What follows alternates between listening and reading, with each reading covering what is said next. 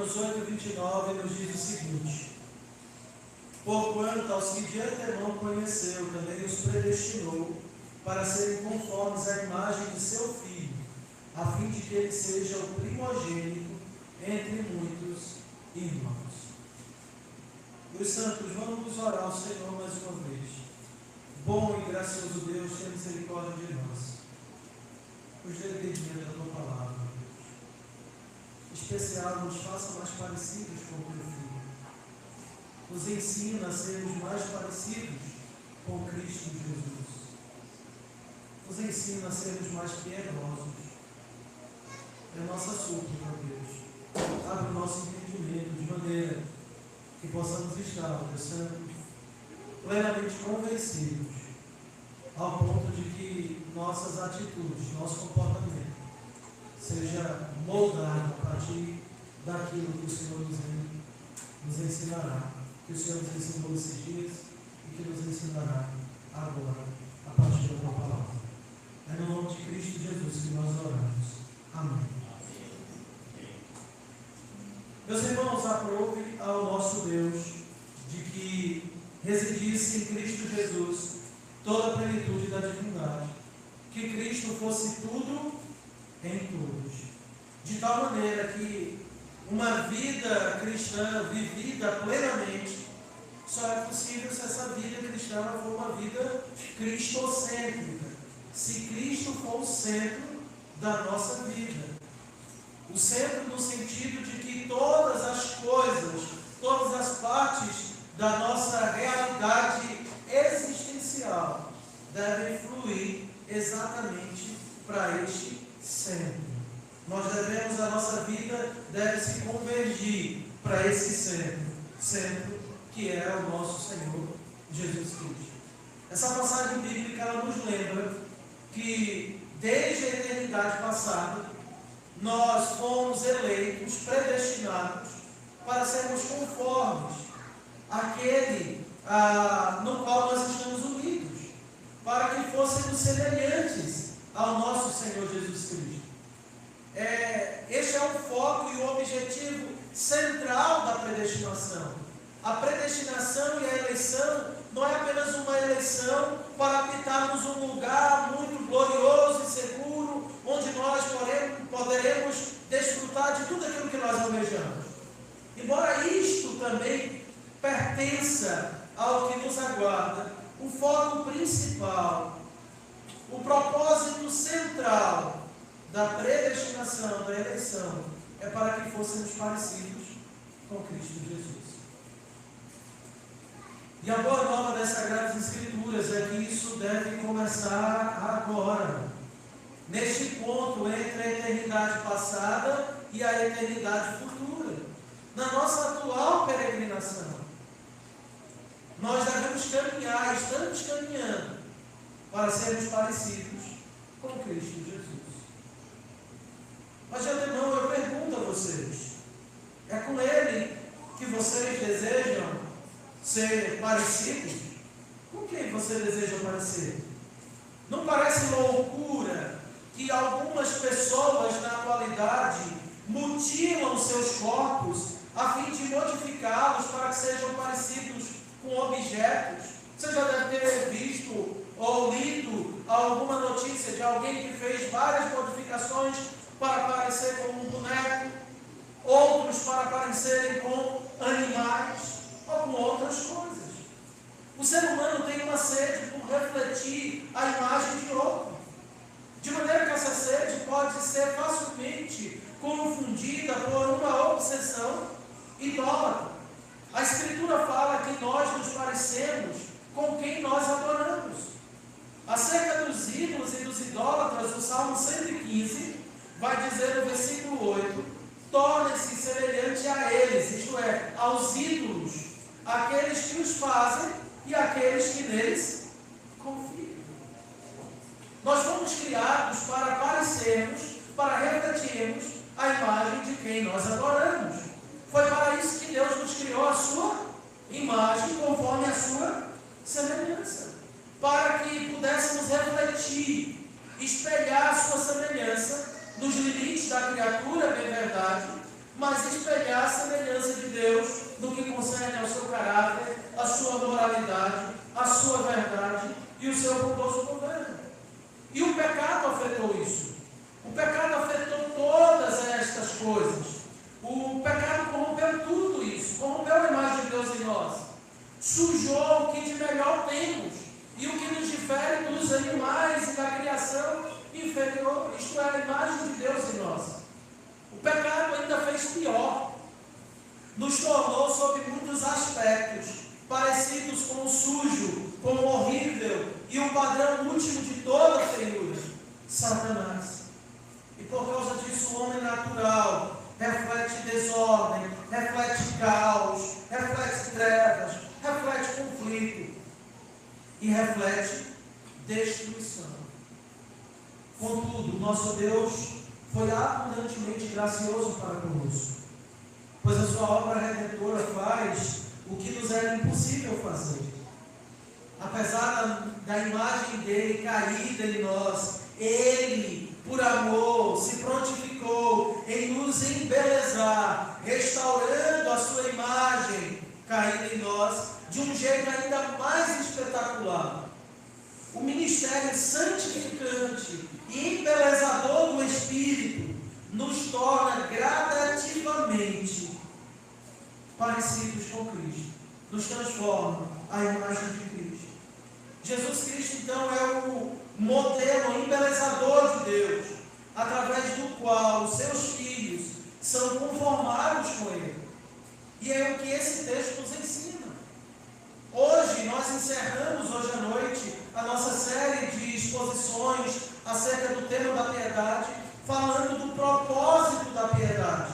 E qual é o propósito da piedade? Nos conformar à imagem de Cristo.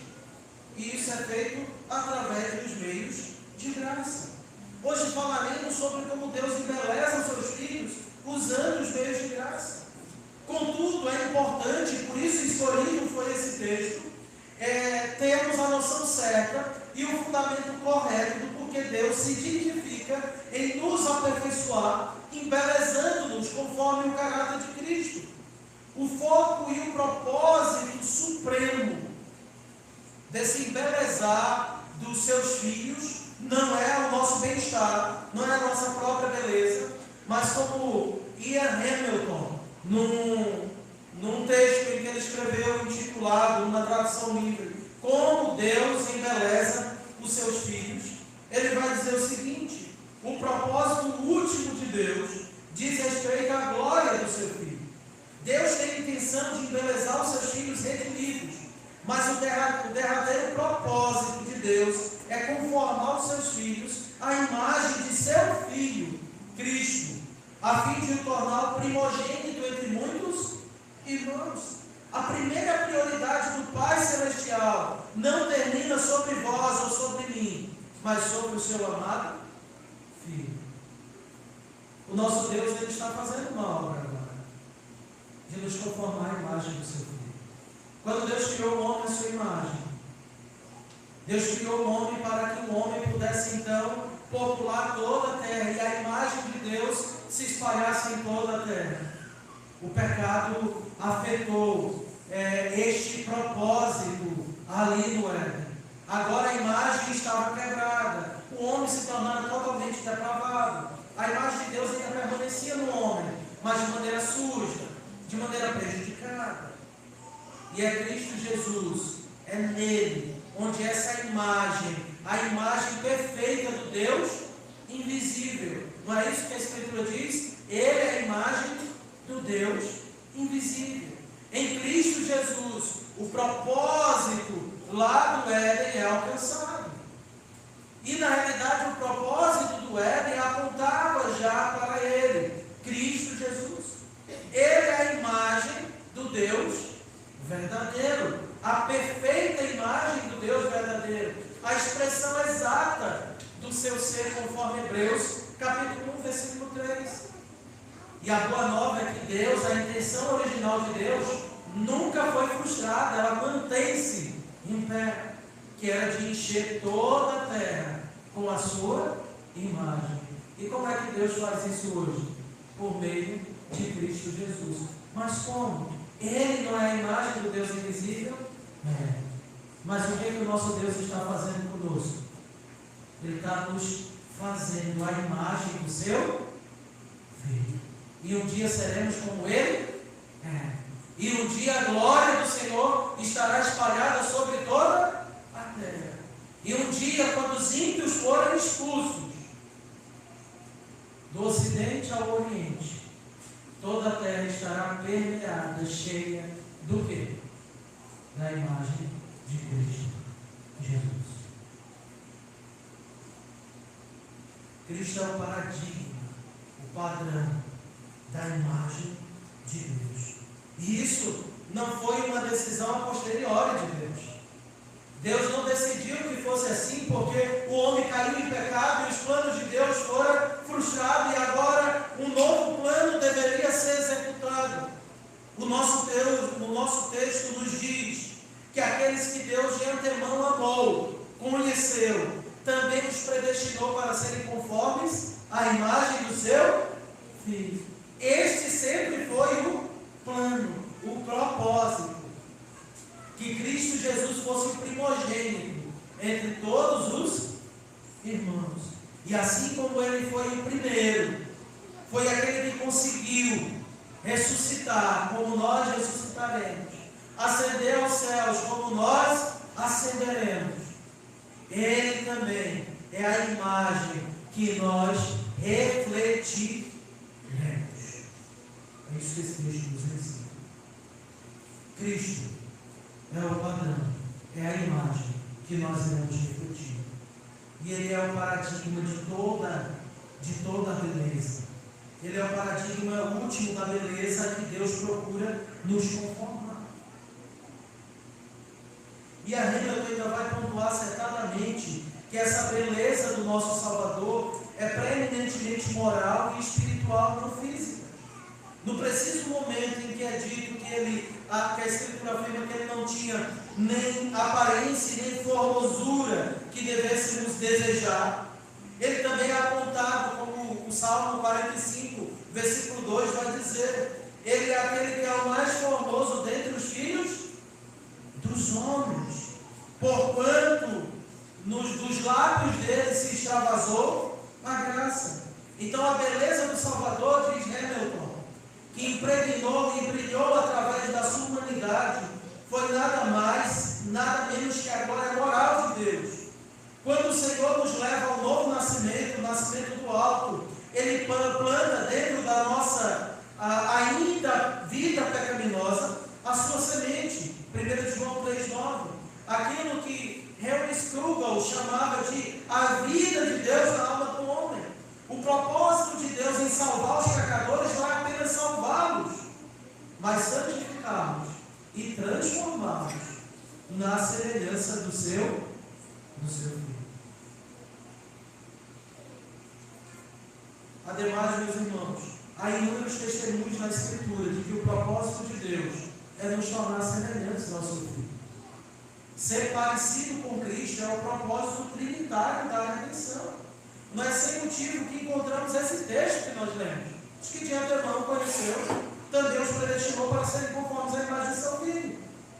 Mas também encontramos texto como 2 Coríntios 3,18, que vai nos dizer, 2 Coríntios 3,18, e todos nós, com o rosto desvendado, contemplando como por espelho a glória do Senhor, somos transformados de glória em glória na sua própria imagem, como pelo Senhor, o Espírito. Ademais, também vai nos dizer Colossenses 3,10, e vos revestistes do novo homem, que se refaz para o pleno conhecimento, segundo a imagem daquele que o criou. E como se não bastasse, se você abrir a sua Bíblia, em 1 João 3,2, você verá exatamente o seguinte. 1 João 3,2. Amados, agora somos filhos de Deus, e ainda não se manifestou o que haveremos de ser. Sabemos que quando Ele se manifestar, seremos semelhantes a Ele, porque haveremos de vê-lo como Ele é. Esta é uma menção a Cristo. É o rosto de Cristo que nós veremos. É nele que habita corporalmente toda a plenitude da divindade. Ele é a imagem do Deus invisível. E nós seremos semelhantes a Ele, porque haveremos de vê-lo como Ele é.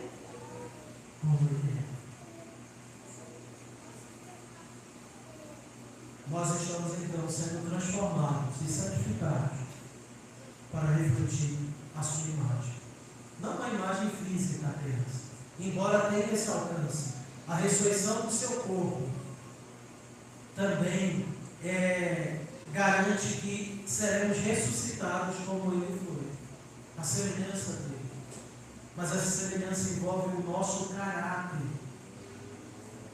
a nossa santidade, onde nós de fato seremos como Ele é. Não qualitativamente igual, porque Ele sempre é infinitamente melhor do que nós, mas de uma maneira perfeita, dentro do limite da criatura. Não quantitativamente igual, porque a santidade dele é inalcançável, mas igual, no sentido de que não teremos mais pecado, no sentido de que a nossa justiça é um reflexo da justiça dele. A nossa santidade será um reflexo da santidade dele. O nosso amor, nossa bondade será um reflexo do seu amor e da sua bondade, no limite da criatura, mas a semelhança do Criador. Ser como Cristo, meus irmãos, é o nosso alvo, deve ser o nosso desejo, é o que nós deveríamos almejar, dia após dia. Veja como as coisas agora mudam. O nosso propósito não é apenas chegar ao céu, desejar o céu, apenas desejando um lugar de paz, um lugar diferente deste que nós habitamos. É um desejo egoísta. Ainda é agir de modo hedonista. É servir a Deus querendo se livrar apenas dos sofrimentos. Mas aqueles que já entenderam a mensagem do Evangelho, eles não estão tão preocupados com o sofrimento. Eles até desejam o sofrimento, se o sofrimento for um meio através do qual nós nos tornamos parecidos com Cristo. Ser parecido com Cristo é nossa meta, é nosso alvo, deve ser nossa obsessão, ser semelhante a Ele. Como alguém já disse, se Cristo não estivesse no céu, um céu sem Cristo é inferno para nós, porque céu é onde Cristo estará conosco.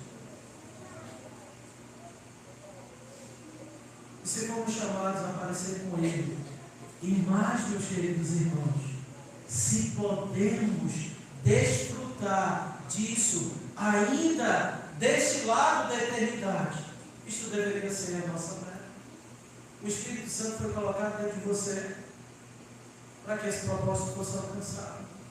Apesar de mim e de você, o caráter dele está sendo forjado em nós, e devemos almejar isso e buscar isso com todo empenho. Mas como isso é possível? A proposta nossa é mostrar que esse processo de embelezamento, ele é feito e executado em nós através dos seus meios de graça. Mas antes de falarmos como isso acontece, eu preciso pontuar, eu já tenho falado um pouco disso desde ontem, sobre como isso não acontece. Como é que Deus não nos embeleza? Ele não nos embeleza de modo instantâneo e completo. Como Hamilton vai dizer, precisamos ser absolutamente claros de que não há nenhuma experiência, por mais profunda e transformadora que seja, que embeleze perfeitamente os filhos de Deus. Nós devemos, meus queridos irmãos, evitar qualquer conceito herético, como o perfeccionismo cristão, que vai dizer que é possível viver aqui sem nenhum pecado. A Escritura diz que aquele que disser que não tem pecado é mentiroso e faz de Deus mentiroso. Então veja, nós precisamos negar um conceito de perfeccionismo cristão, de uma espécie de santificação plena deste lado da eternidade e de uma santificação instantânea. Já vimos, a linguagem da Escritura é clara, envolve um processo. É aquilo que Pedro chama de crescer na graça e no conhecimento do nosso Senhor Jesus Cristo. 2 de Pedro 3,18. Envolve crescimento, desenvolvimento, processo, de virtude em virtude. O apóstolo Paulo, em Filipenses 2, do 12 ao 13, vai dizer que nós devemos desenvolver a nossa salvação. O apóstolo Paulo também fala, como vimos hoje pela manhã, que devemos exercitar a piedade. Então, absolutamente, a santificação, esse embelezar, esse ser parecido com Cristo, não ocorre de maneira instantânea, mas é um processo. É um processo onde, de glória em glória, o Senhor está nos tornando parecidos com Cristo Jesus. E aí sim a pergunta: e como é que se dá esse processo? Como é que Ele nos faz? Você pode dizer, pastor, desde onde você está dizendo que vai dizer o passo, e até agora, nada. Então, como é que Deus embeleza os seus filhos? Você quer ser parecido com Cristo? E se eu pudesse dar um cinzel a você? Um cinzel que o Espírito Santo usa para esculpir Cristo em você. Você usaria esse cinzel? Pois bem, o nosso Deus nos deu este recurso. E que recurso é esse? Deus embeleza seus filhos de forma suprema, embora não somente, mas de forma suprema, pelos meios de graça ordinários. Eu digo de forma suprema e não somente, porque a Escritura vai dizer, inclusive no nosso texto, no versículo 28, que todas as coisas cooperam para o bem dos filhos de Deus, daqueles que são chamados segundo o seu propósito. Então há modos extraordinários de Deus promover santificação em nós, fazendo as coisas cooperarem para o nosso bem. Deus usa de tudo, o sofrimento, todas as coisas, faz com que tudo coopere para o nosso bem. Mas veja, nós não devemos procurar os meios extraordinários, porque eles não estão no nosso alcance. É Deus que faz acontecer. E devemos descansar nisso. Mas há os meios ordinários, fornecidos por Deus, para o bem da nossa alma. E nós chamamos esses meios ordinários de meios de graça, ou meios ordinários de graça. A Confissão de Fé de Westminster chama esses meios de preservação, ou seja, meios que Deus usa para nos fazer perseverar na fé. O catecismo maior vai chamar este meio de meios exteriores pelos quais Cristo nos comunica os benefícios de sua mediação. E que são esses meios? O catecismo maior, na pergunta 154, indaga: quais são os meios exteriores pelos quais Cristo nos comunica os benefícios de sua mediação? E a resposta é: os meios exteriores e ordinários pelos quais Cristo comunica à sua igreja os benefícios de sua mediação são todas as suas ordenanças, especialmente a palavra, os sacramentos e a oração. Todas essas ordenanças se tornam eficazes aos eleitos em sua salvação. São meios ordinários que servem a um propósito ordinário de Deus: salvar os pecadores. Aqui não é levado em consideração, meus queridos, algumas coisas que eu não vou me adentrar, obviamente, porque não é o propósito. Mas eu preciso pelo menos corrigir um pensamento que tem sido já ventilado quando se fala dos meios de graça. Aqueles que dizem que os documentos de Westminster, eles defendem que há graça nos meios de graça por si mesmo. É aquele pensamento romanista que a gente chama de ex opere operato, isto é, o pensamento romano de que os meios de graça, especialmente os sacramentos, eles comunicam graça de si mesmo. Se lembra quando você batiza uma criança no romanismo, o batismo ele regenera, ele tira pecado. Por quê? Porque há graça na água do batismo. Do mesmo modo, acreditam que há graça infundida nos elementos da ceia, de maneira que o pão se transforma no corpo de Cristo e o vinho se transforma no sangue de Cristo. Outro pensamento mais desenvolvido, esse conceito é tão forte que o vinho nem é mais necessário, porque uma vez que o pão se transforma no corpo e o corpo tem sangue, o sangue já está dentro do próprio elemento, porque acreditam que há graça no elemento em si. Não é isso que o Westminster está defendendo. Aqui o que o Westminster está dizendo é que são meios através dos quais os benefícios da mediação de Cristo nos são comunicados.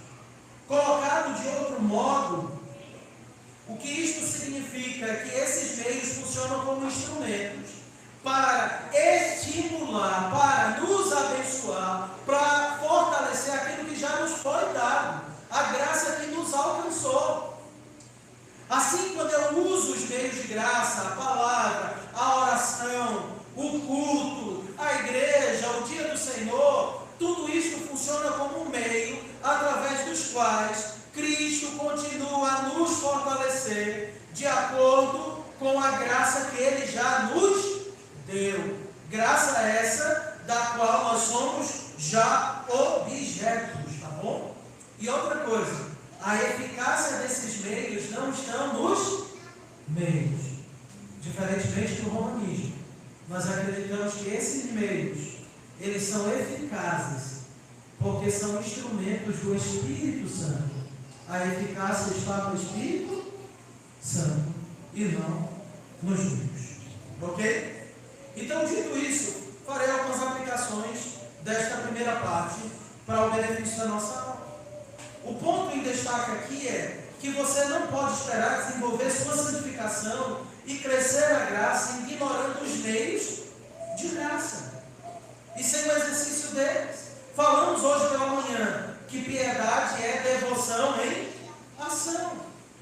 E aqui, meus queridos, o mau entendimento disso resulta, obviamente, no nosso fracasso espiritual.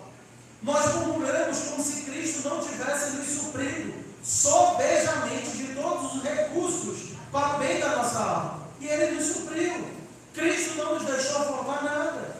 Como eu falei hoje pela manhã, o poder que levantou Cristo dentre os mortos é o mesmo poder que opera eficazmente em nós. E somos ainda a habitação do Espírito Santo. Precisamos entender que o agente de nossa santificação é o Espírito Santo. E Ele já opera em nós.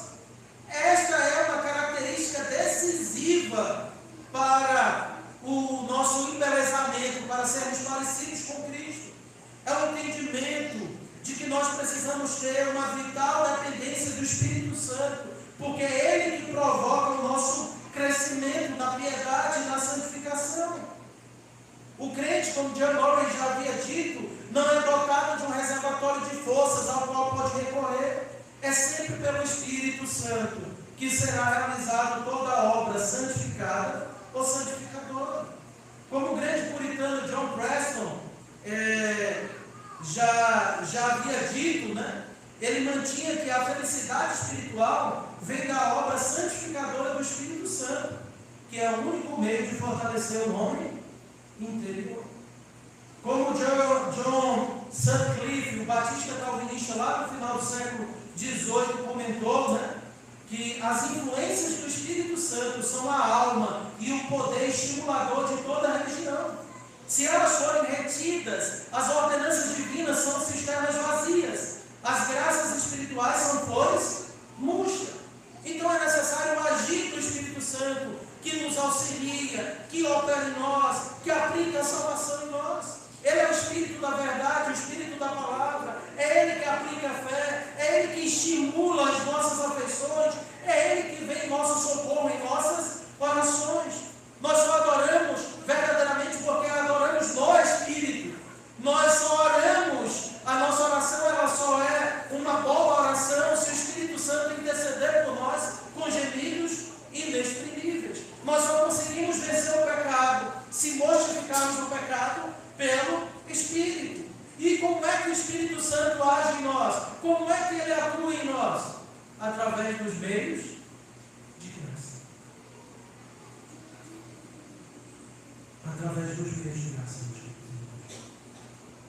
Você pode ler a Escritura e você vai ver isso. Um dos problemas dos entusiasta é uma expressão usada para alcunhar um movimento outrora místico, que entusiasta vem exatamente da ideia de Deus em si, né? É daí que vem exatamente em Theos, Deus dentro. É um movimento que surgiu dentro do cristianismo, que dava grande ênfase apenas no caráter subjetivo da religião cristã, no que acontecia no interior. E um dos problemas dos entusiastas nesse sentido é que eles negligenciavam qualquer tipo de recurso externo. Então o avanço espiritual é sempre uma questão interior. O grande problema, meus irmãos, é que a Escritura vai dizer que o nosso coração é mais enganoso do que todas as coisas. Como é que a gente pode dizer que o mover dentro de nós é o mover de Deus? Como pessoas vão dizer, Deus falou comigo, e você diz, onde você ouviu a voz do Senhor? Eu ouvi dentro de mim, eu estava em determinado lugar, e uma voz diz, olha, você não pode fazer isso, ou você deve fazer aquilo outro. E aí você pergunta, mas por que você acha que foi Deus? Porque eu tenho certeza. Deus estava em mim falando isso. Mas se a Escritura diz que o coração é mais enganoso do que todas as coisas, quem garante que isso não foi apenas a voz do seu coração? É necessário um recurso muito mais objetivo. E é por isso que temos a palavra de Deus. O desenvolvimento da nossa piedade não pode ser estabelecido apenas em cima do que nós achamos que Deus está fazendo em nós. Tem que ser em cima daquilo que o próprio Deus faz em nós.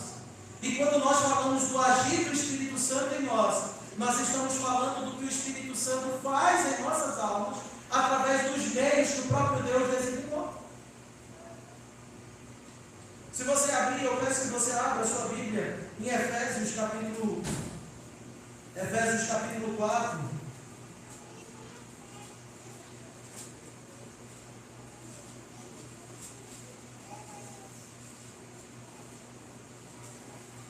Perdão, Efésios capítulo 5. Veja, antes do apóstolo Paulo dar as orientações sobre como o homem deve proceder, como a mulher deve proceder, como os pais devem proceder, como os filhos devem proceder, como os servos e senhores devem proceder. Antes disso tudo, o apóstolo Paulo disse no capítulo 5 o seguinte, a partir do versículo 17: por esta razão não vos torneis insensatos, mas procurai compreender qual a vontade do Senhor. Essa vontade não pode ser a vontade secreta, ela não tem como ser compreendida. Deuteronômio 29 diz que as coisas reveladas nos pertencem, mas as ocultas somente a Deus. Então qual é a vontade do Senhor que eu tenho que procurar compreender? A vontade revelada da Escritura. E aí ele diz, não vos embriagueis com vinho, no qual há dissolução, mas enchei-vos do Espírito. E falando entre vós com salmos, entoando e louvando de coração o Senhor com hinos e cânticos espirituais, dando sempre graças por tudo a nosso Deus e Pai, em nome de nosso Senhor Jesus Cristo. O que é interessante nesse texto, meus queridos, e aí sujeitando uns aos outros no temor de Cristo, é que há um texto análogo, paralelo a esse, lá em Colossenses 3, versículos 16 a 17. É praticamente quase o mesmo texto. Lá vai dizer para a gente, inclusive, falar entre nós com salmos, entoando e louvando de coração o Senhor com hinos e cânticos espirituais. A única diferença é que aqui manda ser cheio do Espírito. E lá diz que tem que habitar ricamente a palavra de Cristo em nós. No entendimento paulino, ser cheio do Espírito e a palavra de Cristo habitar ricamente em nós é a mesma coisa. E vai ter consequências práticas de louvar o Senhor, orar ao Senhor, sujeitar uns aos outros. Isso é ser cheio do Espírito Santo. É orar com ações de graças. Ser cheio do Espírito Santo, ser movido pelo Espírito Santo, é fazer uso dos recursos que o Espírito Santo utiliza para o bem da nossa alma. E qual o nome que nós damos a esses recursos? Meios de graças. E aqui, obviamente, nós já estamos falando como é que Deus nos faz parecidos com o seu Filho, que é o propósito da piedade. Ele nos engrandece. E ele usa o quê? Os meios de graça. Quais são esses meios? São inúmeros. Mas iremos fazer uma vigília aqui, se fôssemos meditar em cada um desses meios de graça. Mas eu gostaria de destacar apenas alguns, para o nosso aprendizado e o restante, os irmãos, obviamente, que desejam ser parecidos com Cristo, vão se aprofundar e vão procurar fazer uso e entender melhor sobre cada um deles, para serem mais parecidos com Cristo, por meio de Cristo. Então, uma das primeiras formas como o nosso Deus nos embeleza é por meio da comunhão dos santos. A palavra, os sacramentos e a oração são os meios de graça mais enfatizados na Escritura. Nossos símbolos de fé diz que são os especiais, né? Especialmente eles. Há outros, mas esses aqui são centrais. Todavia há outros, nós já iremos falar acerca destes. Mas o primeiro que irei apontar é a comunhão dos santos na relação fraternal da Igreja de Deus. Numa era, meus irmãos, de individualismo desenfreado entre cristãos evangélicos, nós precisamos nos lembrar repetidamente da centralidade e a importância da Igreja na economia de Deus. Nós estamos tão inconscientemente infectados pelo individualismo incipiente e estridente da época, que muitos cristãos já não pensam mais instintivamente em termos corporativos e de pacto. Nós tendemos a pensar mais em termos individuais. Só que a igreja é o contexto supremo, se não o único, em que operam os meios de graça. Trabalhando através do Espírito e pela sua palavra, Deus usa os meios de graça para a reunião dos seus eleitos e sua subsequente edificação e santificação. Para este fim, o Senhor ressuscitou e dotou a igreja de todo tipo de dons espirituais. Ele deu dons individuais, mas ele deu esses dons para que fossem usados em que contexto? No contexto coletivo da igreja. Então, o nosso Deus dotou a sua igreja de todo tipo de dons espirituais, deu cargos, ministérios para a pregação, para a administração dos sacramentos, exercício da disciplina piedosa. E tudo isso para o quê? Para o aperfeiçoamento dos santos. E preste atenção, para que você não imagine assim: pastor, mas será que você não está saindo demais? Porque o texto nos diz que o propósito da eleição é sermos parecidos com Cristo. E agora você está dizendo que para ser parecidos com Cristo, eu preciso então enfatizar, amar e viver no contexto da igreja, dar ênfase no aspecto coletivo. Deixe que a própria Bíblia explique isso para você. Abra lá Efésios 4, por favor. Efésios 4. Olha o que diz o versículo 7. Preste atenção à linguagem desse texto. Numa época que se multiplica desigrejados, numa época que todo mundo é muito soberano na maneira como vai frequentar a igreja, como vai servir a igreja, numa época que as pessoas se relacionam com a igreja nos seus próprios termos, esse texto, ele é espetacular para confrontar esta perspectiva e para entender que nós não seremos parecidos com Cristo, a menos que desejemos viver a vida comum da igreja e respirar o ambiente da igreja. Lemos. E a graça foi concedida a cada um de nós segundo a proporção do dom de Cristo. Por isso diz, quando ele subiu às alturas, ele levou cativo e cativeiro e concedeu dons aos homens. Ora, o que quer dizer subiu? Senão que também havia descido e até as regiões inferiores da terra.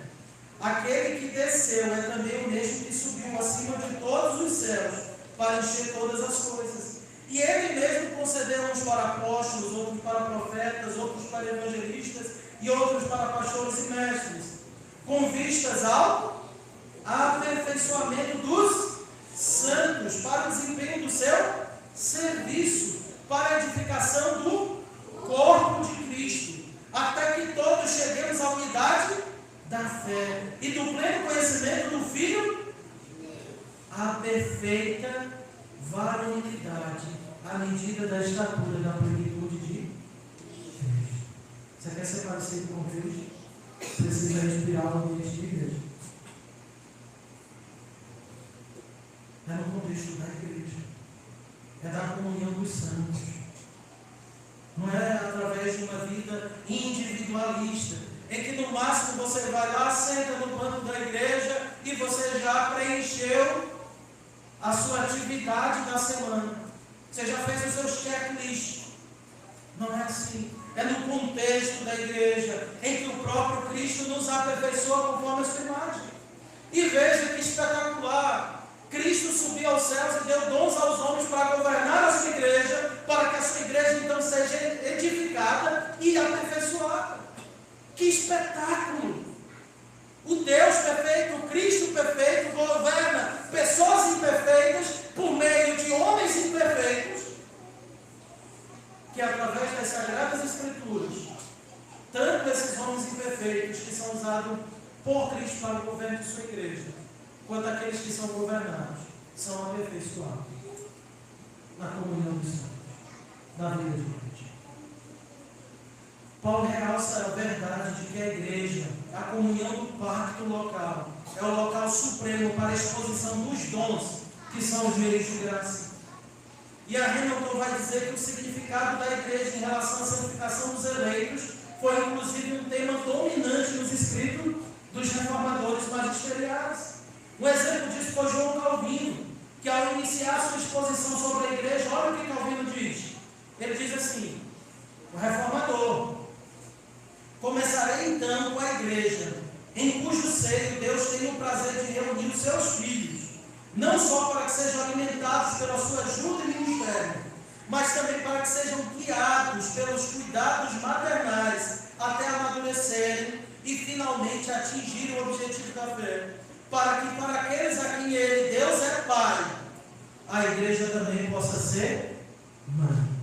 A nossa diferença para o romanista é que para Roma, Maria é a mãe dos crentes. Para os cristãos, a igreja é a mãe dos crentes.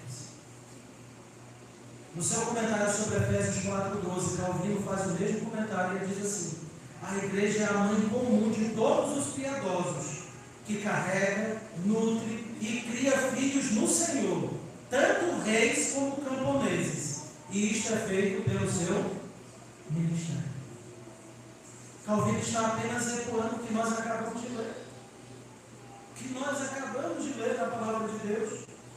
Os grandes dons que Deus vai dando ao seu povo são dados para que sejam vividos no contexto do corpo de Cristo, da igreja local, para que ela seja edificada, aperfeiçoada e todos nós cheguemos onde nós desejamos chegar, a perfeita varonilidade, à medida da estatura de Cristo. Com isso, não queremos dizer que não devemos viver a nossa vida cristã particular, devemos. Mas a nossa vida cristã particular, ela flui para o povo. Salmo 87 vai dizer que Deus ama mais Sião do que todas as habitações de Jacó, todas as habitações de Israel. A Escritura vai dizer que nas tendas de Jacó, nas habitações de Israel, há voz de júbilo. Ou seja, há culto doméstico. E Deus ama o culto doméstico. Deus ama o culto familiar. Mas Ele ama muito mais o que acontece aqui. Porque o nosso culto doméstico, o nosso culto familiar, são braços que devem fluir para esse momento. O momento mais íntimo do povo de Deus, que é o culto público. Mas nós temos amado isso. Nós temos nos preparado para isso. Nós ansiamos por cultuar a Deus. Ou nós tratamos o culto como se nós fôssemos o Senhor dele. Chegamos a hora que nós queremos, do jeito que nós queremos, nos comportamos ao nosso bel prazer. Nós estamos onde? Lembra do temor e do amor que deveria exatamente nos levar a desejar a Deus? Se existe um momento onde Deus está mais visivelmente presente, é quando cada habitação do Espírito Santo se reúne num corpo dedicado ao Senhor. Quando cada uma das pedras vivas se ajusta como um edifício edificado ao Senhor, onde a cabeça se faz presente no culto público. Se desejamos a Deus, desejamos esse momento mais do que tudo. Mas será que nós damos à igreja o lugar que ela deveria ter nas nossas vidas? Somos dedicados à sua comunhão ou somos prejudicadores da comunhão da igreja? Trabalhamos pelo bem da igreja ou por sua ruína?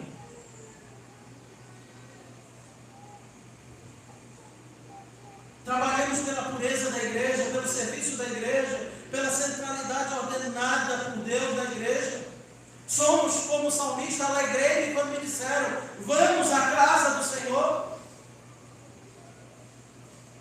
Ou ficamos focados em probleminhas minúsculos que existem e aí ajudamos ainda mais a fragmentar o corpo.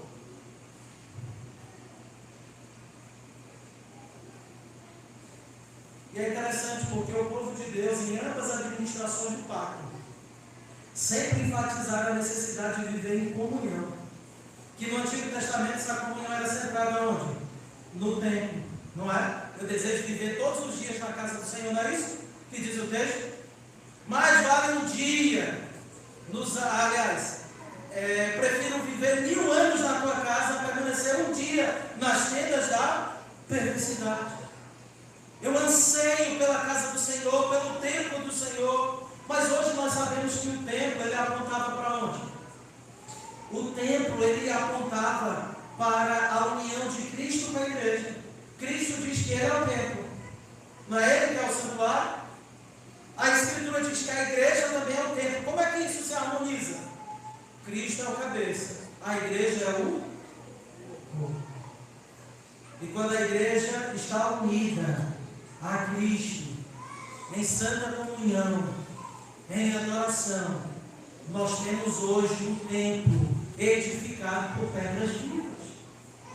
Acreditem, a glória do que acontece aqui é muito superior à glória do templo de Salomão. Porque vocês substituem aquelas pedras mortas, sendo vós pedras vivas. E sendo Cristo a pedra angular.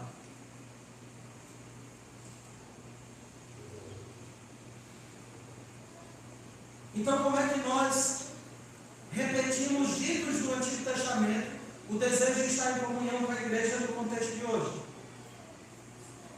Quando a igreja está reunida, eu quero estar lá. Eu desejo estar lá.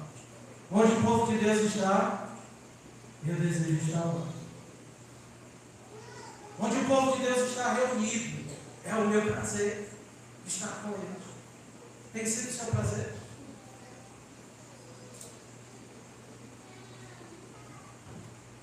Tem sido a razão do seu deleite? Não é à toa que um sinal de apostasia é o abandono da comunhão dos santos. Você sabe que uma pessoa está fraca na fé quando ela começa a andar errante, ela começa a abandonar o culto ao Senhor, as programações de vida de igreja, mesmo que ela ache que não. No Novo Testamento não era diferente. Como era que a igreja vivia lá em Atos dos Apóstolos? Na comunhão do pão, no partir do pão, não é? Viviam unânimes no templo e de casa. A igreja vivia como? Unida. Meus irmãos, essa verdade bíblica, ela é profunda, porque ela não somente honra a única instituição estabelecida pelo nosso Senhor Jesus Cristo, como também nos ajuda a resistir à mentalidade atomizante e fragmentadora que atormenta o cristianismo evangélico na atualidade. Saber que nós vivemos por graça não deve nos levar a abandonar a comunhão dos santos. Nós fomos salvos para viver na comunidade dos santos. Cristo deu a vida pela igreja. Cristo disse que por meio do sangue dele fomos unidos numa só família, a família de Deus. Se nós queremos ser aperfeiçoados e crescer na piedade e sermos mais parecidos com Cristo, chegar à estatura de sua varonilidade, nós precisamos viver a comunhão dos santos. E de maneira plena, não apenas se reunir, preocupar-se com as necessidades uns dos outros, louvar a Deus pelos dons que Ele tem dado uns aos outros, bendizer a imagem de Cristo na face dos meus irmãos.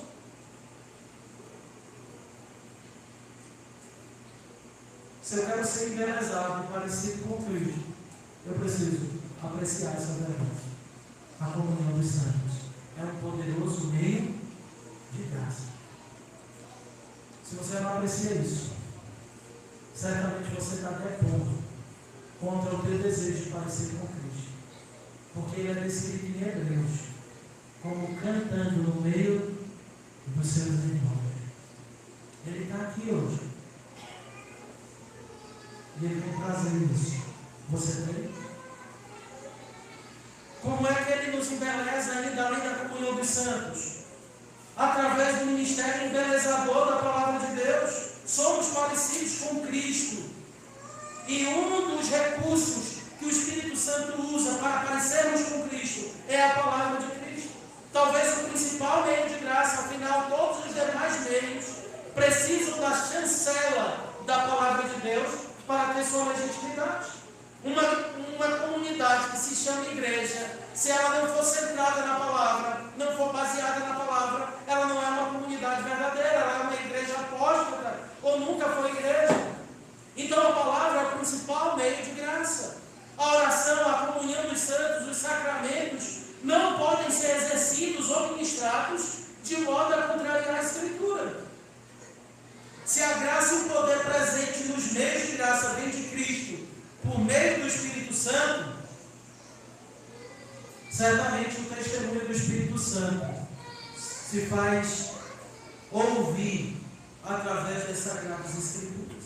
Sem a revelação especial de Deus, nós não conheceremos a Cristo, a fonte e o doador de toda graça. O poder e a glória da Escritura podem ser vistos no próprio ministério de Cristo. O próprio Cristo teve uma relação muito íntima com a palavra de Deus. Sabemos que a natureza divina de Cristo não sofre mudanças.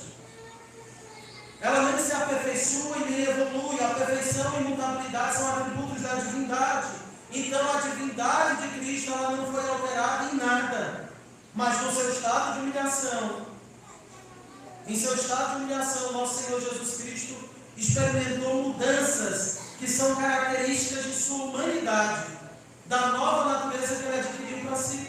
No seu estado de servo sofredor e de nosso representante pactual, ele foi na nossa frente, passando por todo o aperfeiçoamento que nós precisamos. Por causa disso, a Escritura afirma que Cristo cresceu em sabedoria, estatura e graça diante de Deus e dos homens, como está lá em Lucas 2, versículo 40 e 52. Hebreus 5, de 8 a 9, vai dizer que Cristo aprendeu a obediência, mesmo não sendo desobediente, e foi aperfeiçoado, mesmo sendo perfeito. E só pode ser entendido nos termos de que ele se coloca como nosso representante pactual e nos limites de sua humanidade. Mas como é que Jesus aumentou em sabedoria e aprendeu em obediência? Como é que sua humanidade aprendeu todas essas coisas? A resposta da Escritura é clara. Cristo viveu sobre a palavra de Deus. Como servo do Senhor, Jesus viveu sobre a palavra. A palavra de Deus foi absolutamente fundamental para o desenvolvimento do nosso Senhor Jesus Cristo. Quando ele foi tentado pelo diabo, o que foi que ele fez? Ele citava a Escritura de cor.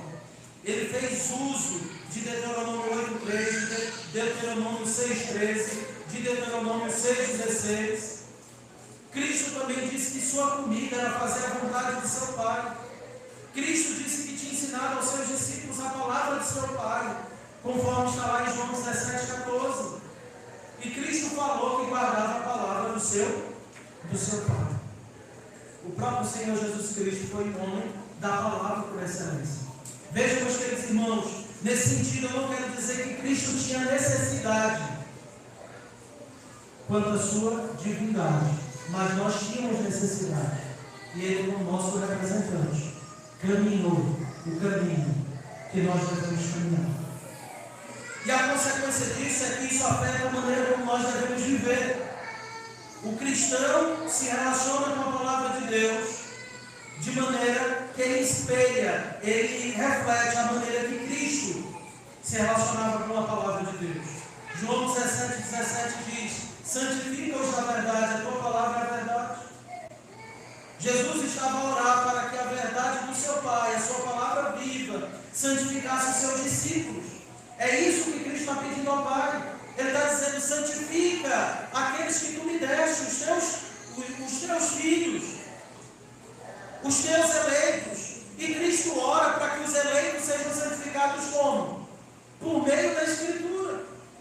E a consequência disso, meus queridos irmãos, é que por meio da Escritura eu sou santificado, porque Cristo orou para que eu fosse santificado através desta palavra. Então a Escritura, através do Espírito Santo, ou o Espírito Santo, por meio da Escritura, me santifica, me torna mais parecido com Cristo. Quando eu amo a palavra de Cristo, como Cristo amou, eu já estou demonstrando a imagem dele.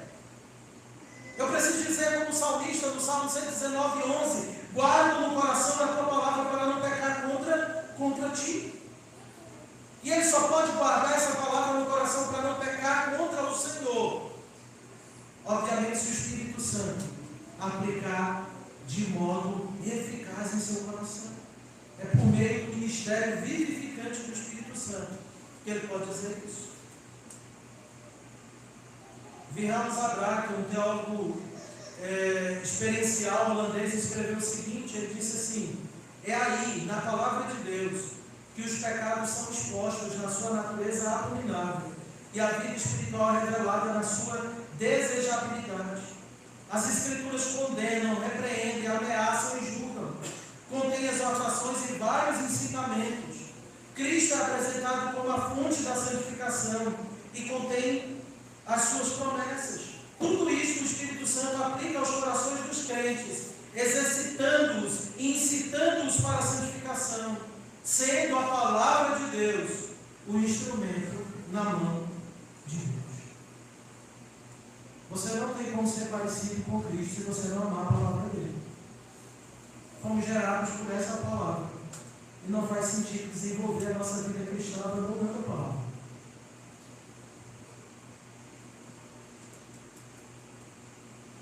Como é que tem sido a leitura bíblica? Como é que você se apropria dos sermões que são pregados na igreja?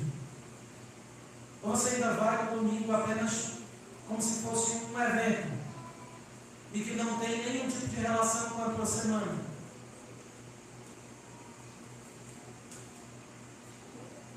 Você lê a Escritura para se relacionar com Cristo e para crescer nela? Você decora versículos bíblicos? Você medita na lei do Senhor dia e noite? É ela que regula a tua vida? É ela que orienta os teus pensamentos? É dela que tu extrais os princípios para viver a tua vida cristã no dia a dia? Meus queridos irmãos, se você deseja ser parecido com Cristo, vocês precisam amar a palavra dele. Você precisa se relacionar melhor com a Escritura. Ela precisa ser teu alimento, dia e noite. Ela precisa ser teu alimento dia e noite. Você também precisa fazer melhor uso do ministério de embelezamento da oração. A oração é outro meio de graça, poderosamente usado pelo Espírito Santo para nos tornar parecidos com Cristo. Meus irmãos, vocês já leram o Evangelho? Comumente, o que é que você vê nos Evangelhos? Jesus? Olha, se tem um momento que nós somos parecidos com Cristo, é quando estamos amando a palavra de Deus, lendo-a e praticando, e quando nós estamos orando ao Senhor. Quantos momentos ele procurou um lugar deserto para isso? Ele orava publicamente, ele orava no meio de seus discípulos, mas ele também se retirava para ter momentos a sós, em oração. É um fato da história que os cristãos que mais parecem com Cristo são os cristãos que mais oram. E por quê? Por esta simples razão, tornando-nos parecidos com as pessoas com quem vivemos e amamos. É simples. Por que marido e mulher se parecem e acabam muitas vezes o seu vocabulário sendo afetado um pelo outro, o seu comportamento sendo afetado pelo outro? Porque a convívio e amor afeta, aí mistura, inclusive, a cultura de um e de outro. Nós nos tornamos parecidos com as pessoas com quem nós vivemos e amamos. E se nós passamos tempo com o Senhor em oração, isso vai nos afetar. Você lembra quando Pedro tenta negar Cristo? E aí, em um determinado momento, que ele está tentando negar Cristo, ele está tentando pecar. Aí uma mulher disse: Não, ele sim, ele é um dos que andavam com o Nazareno, porque o jeito de falar o denuncia. Passou tempo demais com Jesus, e até para desvencilhar disso, foi problema para ele. Você lembra quando Moisés está no monte com o Senhor por tanto tempo, ele desce o seu rosto e está o quê? Adiante. É impossível comparecermos junto ao trono de graça em oração diariamente, todos os dias, e dedicarmos tempo a isso e não sermos afetados. A oração é comunhão com Deus. E por mais que Deus não tivesse nos prometido dar nada em oração, se nenhuma promessa tivesse sido nos dada, só o privilégio de poder comparecer à presença dele para falar com ele seria suficiente para nos atrair a oração e para nos moldar radicalmente. A oração sempre foi fundamental para o povo de Deus. Nunca foi uma prática marginal, sempre foi central. Nunca foi uma prática suplementar, mas essencial para a vida da igreja primitiva. Não é sem motivo que Arthur W. Pink, naquela pequena obrinha dele lá, chamada Enriquecendo-se com a Bíblia, ele diz algo muito forte, mas muito verdadeiro. Ele diz: um crente que não ora é uma contradição de termos. Como um aborto é uma criança morta, assim é aquele que professa ser crente e não ora. Está destituído de vida espiritual. Thomas Watson já havia dito que a oração é a respiração da nova vida. Como é que eu sei que eu nasci de novo? Preciso ver a respiração. E a respiração do novo nascimento é a oração. Charles Spurgeon disse que uma igreja que não ora é uma igreja morta.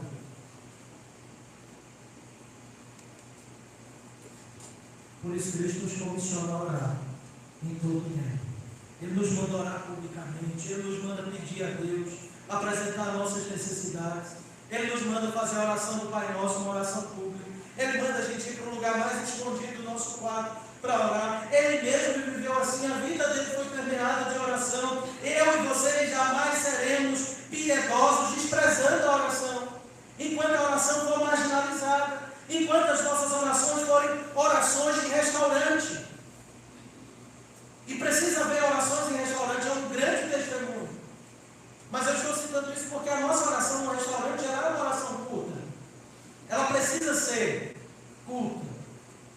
Eu não vai parar ali com fome, passar horas e horas orando. É suficiente fazer uma oração curta no restaurante. Mas é insuficiente quando todas as nossas orações são orações de restaurante.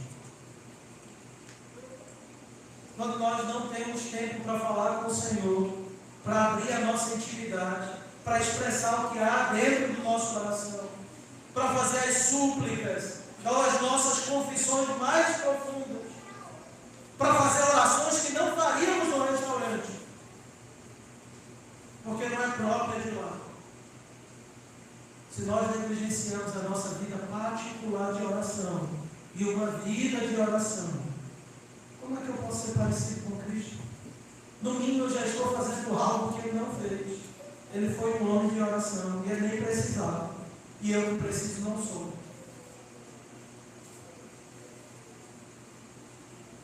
Você precisa ser parecido com Cristo. Comece pedindo isso a Ele. Comece falando com Ele. É o primeiro passo. É o primeiro passo. Meus irmãos, há outros meios de graça.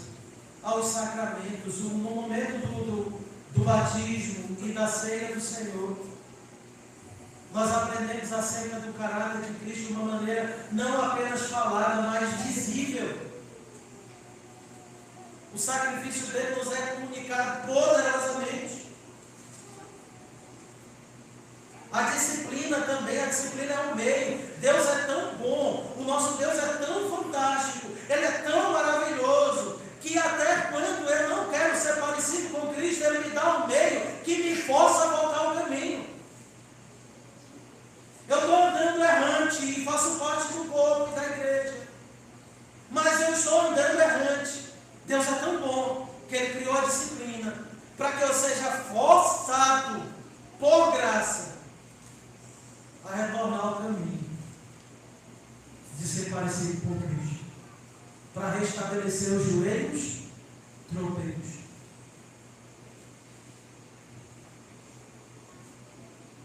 O dia do Senhor, uau, um dia inteiro para o caráter de Cristo ser estimulado. Se isso não é graça, toda disputa sobre o dia do Senhor iria por terra se eu olhasse para o dia do Senhor como um dia no qual eu seria estimulado a ser parecido com o meu Redentor, como nenhum outro dia eu consigo. Enquanto nos outros dias há tantas distrações, nesse dia eu posso me dedicar inteiramente. Eu sou treinado para parecer com Cristo num dia inteiro. Os meios de graça, meus irmãos, são meios de graça, como os próprios termos falam. É Deus vindo ao nosso encontro e dizendo: olha como Deus é espetacular. Ele me salvou na eternidade passada, Ele me uniu a Cristo, Ele enviou o seu Espírito Santo para aplicar a obra de Cristo em meu coração. O Espírito Santo habita em mim como um penhor do resgate final. E aí, como se não bastasse, ainda tem meios para que o Espírito Santo se apropria para fortalecer a minha fé. É por isso que eu não posso falar de santificação em tons extremamente pessimistas. Eu sou fraco, vocês são fracos. E somos tão fracos que Deus fez tudo e ainda nos deu seus meios de graça para que na dependência do Espírito fôssemos fortalecidos. Então nós não podemos esperar, meus irmãos, sermos santos e parecidos com Cristo, negligenciando esses meios de graça. Não faz sentido. É como eu tentar emagrecer, sem fazer atividade e continuar comendo muito. E depois reclamar: eu não consigo emagrecer. Como? Você não vai conseguir desenvolver o caráter de Cristo, a menos que você se convença que você realmente é fraco, mas Deus lhe deu exatamente o que você precisa para ser fortalecido. Aí você diz: pastor, mas eu não tenho vontade de ler a Escritura. Leia. Você não tem vontade porque você já não lê. Você vai continuar sem vontade, a menos que você leia. A história sobre puritanos, um deles, o John Bunyan, que tinha dias que ele amanhecia sem vontade de orar. E ele ia para um quarto orar, até ele ter vontade de orar. O coração dele estava tão seco que ele ficava brigando com o Senhor em oração, até ter a chama do seu coração acendida. Aí ele começava a orar de verdade. Eu não tenho prazer em ler a Escritura. Eu vou ler a Escritura até você ter prazer. Eu não tenho prazer na oração. Vá orar, meu irmão, até ter prazer na oração. Eu não tenho prazer de ir à igreja. Comece indo para a igreja.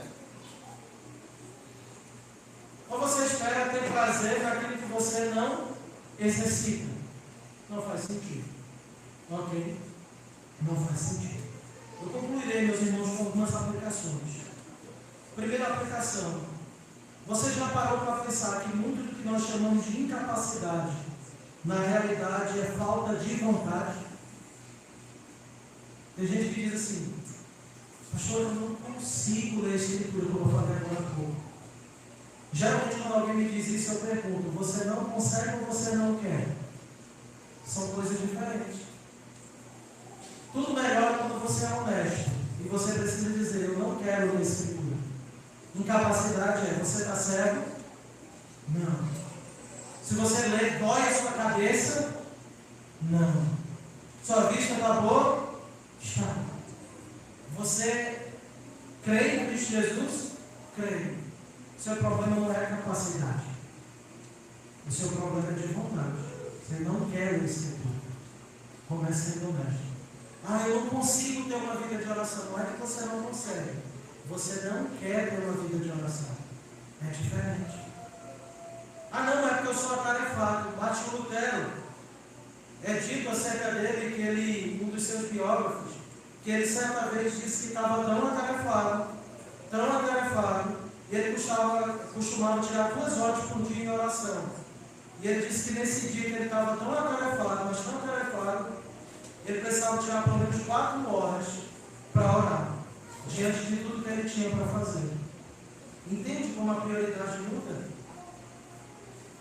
Nosso problema, meus queridos irmãos, se nós cremos em Cristo e se o Espírito Santo habita em nós, o nosso problema não é de capacidade. Capacidade temos recebido de sobra. Nosso problema é que nós não queremos e precisamos ser honestos quanto a isso.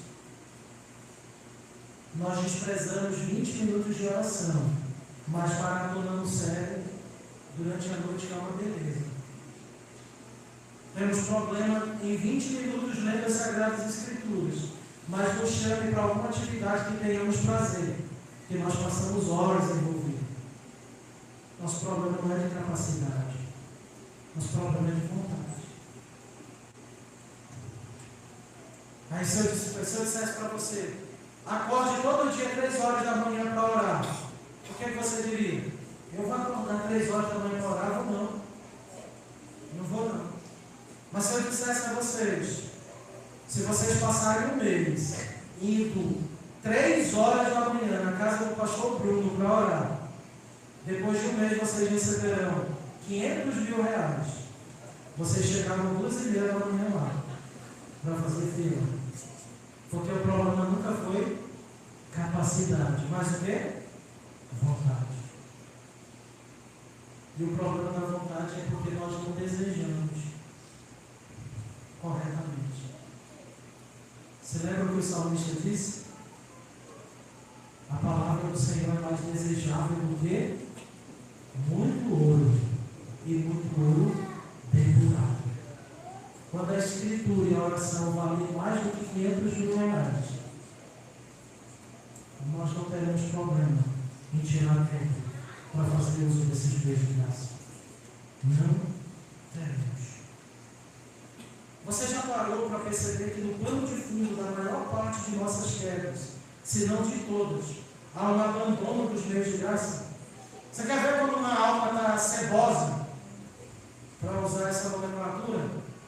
É quando a pessoa ela para de ler a Escritura, ela para de orar, ela para de congregar. Você vê, abandona os meios de graça e é sinal de que a alma está em perigo, porque são os meios de preservação. São os meios de preservação.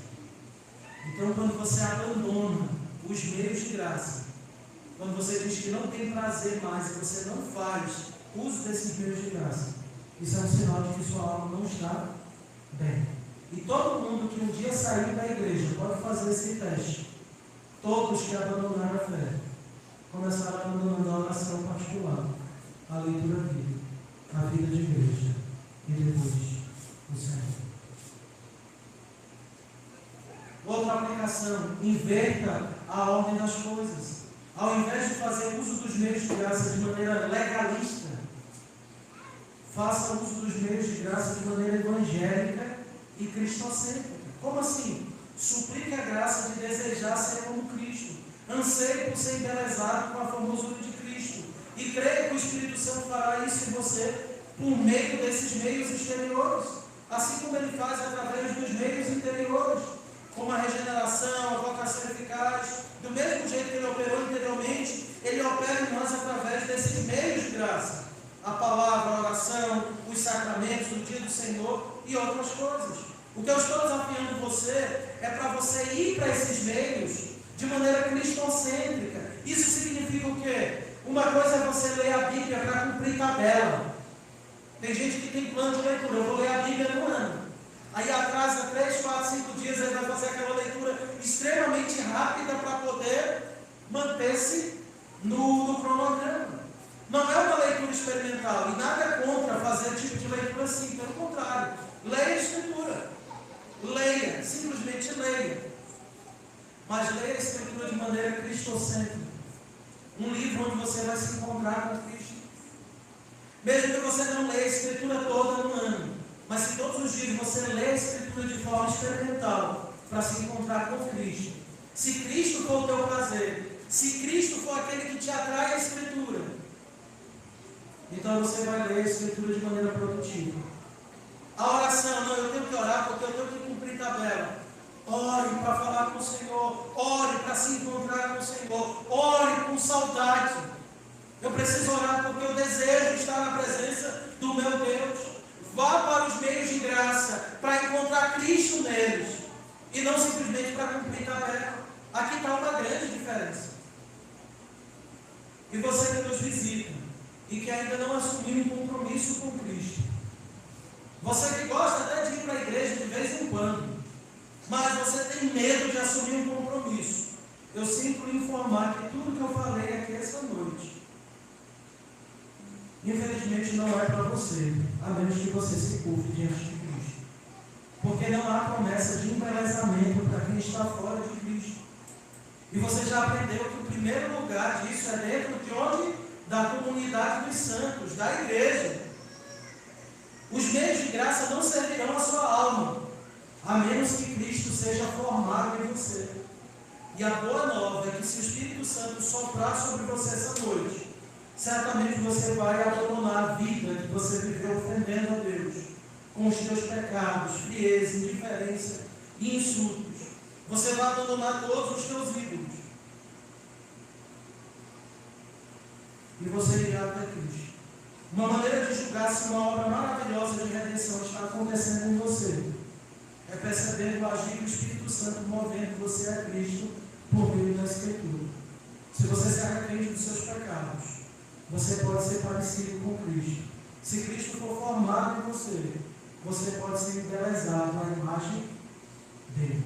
Mas tudo começa com você se curvando diante de Cristo. E por fim, se você for atraído internamente a Cristo pela palavra pregada, talvez tenha chegado o dia de tua salvação. Por isso, se quer diante de Cristo, se arrependa, se submeta absolutamente a Ele e seja embelezado por Ele. E com tudo que foi ensinado aqui, você pode ser uma pessoa piedosa, porque a graça salvadora, ela é salvadora para fazer você abandonar as suas impiedades e para você ter uma vida piedosa e ser parecido com Cristo. No dia final, quando a eternidade futura raiar e ela já começa a mostrar o seu brilho desde agora, haverá um mundo formado com aqueles que são parecidos com Cristo. E se Ele tiver sido formado em você essa noite, você irá aparecer com Ele. E a vocês, meus irmãos, membros desta igreja, e que já professam a fé em Cristo Jesus, veja, não se contente com o que você já alcançou. Há uma promessa de que um dia você será como Cristo é, mas a tua labuta diária é ser parecido com Ele. A boa nova é que Ele colocou o Espírito Santo dentro de você. E a boa nova ainda é que esse Espírito Santo faz uso de meios de graça. A leitura, a palavra, a comunhão dos santos, o dia do Senhor, os sacramentos, a disciplina, o jejum. Tudo isso o Espírito Santo que habita em você usa para que você seja mais parecido com Cristo. E naquele dia, quando Cristo for totalmente revelado na tua face, vai se cumprir o propósito para o qual você foi predestinado, ser parecido com Cristo, ser o que Ele é. Essa é a boa nova. E é isso que você tem que buscar todos os dias na tua vida. Que Deus nos abençoe. Amém.